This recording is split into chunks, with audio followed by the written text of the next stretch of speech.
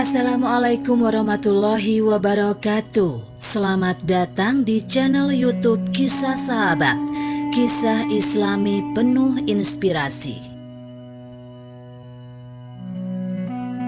5 golongan orang yang rajin sholat tapi masuk neraka. Awas ibadah sia-sia. Sholat 5 waktu merupakan perintah wajib bagi umat Islam. Namun tahukah kamu bahwa ada beberapa golongan yang justru masuk neraka meski mereka rajin sholat? Yuk cari tahu di sini. Sholat merupakan amalan umat Islam yang pertama kali dihisab di hari penghakiman. Rasulullah Shallallahu Alaihi Wasallam bersabda, sesungguhnya pertama kali yang dihisab atau ditanya dan diminta pertanggungjawabannya dari segenap amalan seorang hamba di hari akhirat kelak adalah sholatnya. Bila sholatnya baik maka beruntunglah dia, dan bila mana sholatnya rusak sungguh kerugian menimpanya. Hadis riwayat Tirmizi. Terlebih lagi di era saat ini, mulai banyak orang yang dengan mudahnya meninggalkan sholat karena berbagai hal duniawi.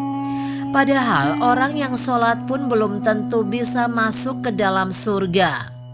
Bahkan ada beberapa golongan yang justru malah masuk neraka meski mereka rajin sholat. Lalu golongan-golongan seperti apa yang meski rajin sholat namun tetap bisa masuk neraka? Melansir YouTube Tadabbur Ilmi, berikut 5 golongan orang yang rajin sholat namun tetap masuk neraka. Dikutip dari Galamedia dari kanal YouTube Doapedia, berikut adalah 5 golongan orang yang rajin sholat akan tetapi masuk neraka. 5 golongan orang yang rajin sholat tapi masuk neraka. 1. Orang yang sholat tapi percaya dukun.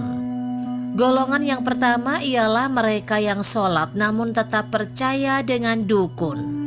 Sebab dengan percaya dengan dukun berarti kamu melakukan perbuatan syirik yang masuk ke dalam dosa besar.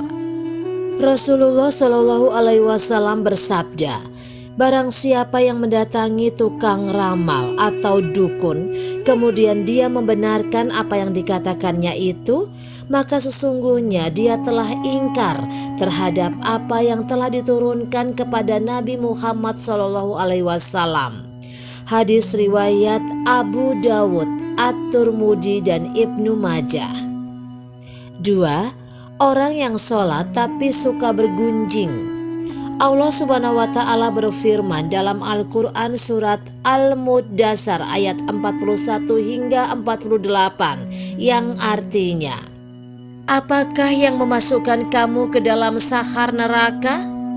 Mereka menjawab, kami dahulu tidak termasuk orang-orang yang mengerjakan sholat, dan kami tidak pula memberi makan orang miskin. Dan adalah kami membicarakan yang batil bersama dengan orang-orang yang membicarakannya. Dan adalah kami mendustakan hari pembalasan hingga datang kepada kami kematian. Maka tidak berguna lagi bagi mereka syafaat dari orang-orang yang memberinya syafaat. Quran surat Al-Muddatsir ayat 42 hingga 48. Dalam ayat ini, salah satu penyebab orang masuk neraka adalah karena suka membicarakan keburukan orang lain. Orang yang rajin sholat namun suka bergunjing kejelekan orang lain, maka dia akan ditempatkan dalam neraka sahar. 3. Orang yang sholat tapi mengabaikan anak yatim.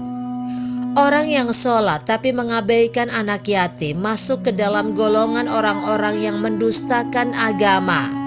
Hal ini sudah diterangkan dalam Al-Quran surat Al-Ma'un. Mereka yang enggan menolong orang miskin dan mengabaikan anak yatim masuk ke dalam orang-orang celaka yang akan masuk neraka. 4. Orang yang sholat tapi berdusta. Berdusta merupakan salah satu dosa besar dan diancam dengan siksa yang pedih di akhirat kelak. Terlebih lagi, kini kebohongan tampaknya sudah menjadi sebuah kebiasaan di kalangan masyarakat. Padahal sekecil apapun sebuah kebohongan akan tetap dianggap sebagai dosa besar. Untuk itu, apabila lisannya suka berbohong, maka sholat dan ibadahnya akan sia-sia. Hal itu diterangkan dalam Al-Quran surat An-Nahl ayat 105. 5. Orang yang sholat tapi minum minuman keras. Minum minuman keras yang dimaksud adalah jenis minuman yang memabukkan. Minuman semacam ini sangat dilarang oleh agama Islam. Sayangnya, kebanyakan orang yang sholat belum bisa terhindar dari minuman keras. Rasulullah Shallallahu Alaihi Wasallam mengatakan bahwa setiap minuman keras adalah induk dari segala macam kejahatan. Itulah 5 golongan orang yang rajin sholat namun tetap masuk ke dalam neraka. Demikianlah kisah sahabat yang dapat kami sampaikan. Semoga bermanfaat dan dapat menginspirasi kita semua. Sampai jumpa di kisah selanjutnya. Terima kasih. Wassalamualaikum warahmatullahi wabarakatuh.